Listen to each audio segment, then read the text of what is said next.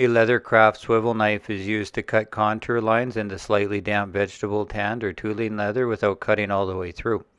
The contour lines are used as a guide for the next step of leather carving called tooling or stamping.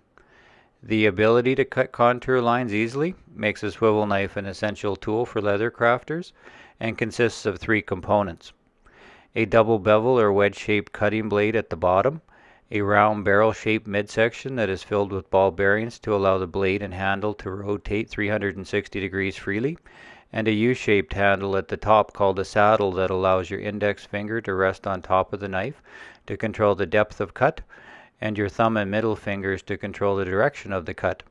It is a small knife that comes in different sizes and barrel thicknesses, so choose a swivel knife that will fit comfortably in your hand. The barrel of the knife should be easy to rotate with your fingers as you guide the blade, or it is out of adjustment or needs a little maintenance. There are two ways to sharpen a swivel knife: freehand or with a sharpening guide. The sharpening guide is sold by Tandy Leather and works great to sharpen a flat perpendicular blade because it establishes the exact bevel angle. I put a little electrical tape around the top to make the angle more permanent, then install the blade, making the fine adjustments as needed. The area on the edge of the blade is very small and does not take very long to sharpen. I use flat 4000 and 8000 grit stones to polish the side facets, then finish with a strop loaded with polishing compound.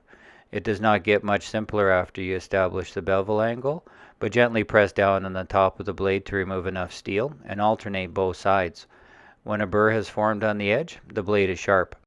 To sharpen an angled blade, the stones are used the same way except the blade is held at the right angle with your fingers instead of a jig.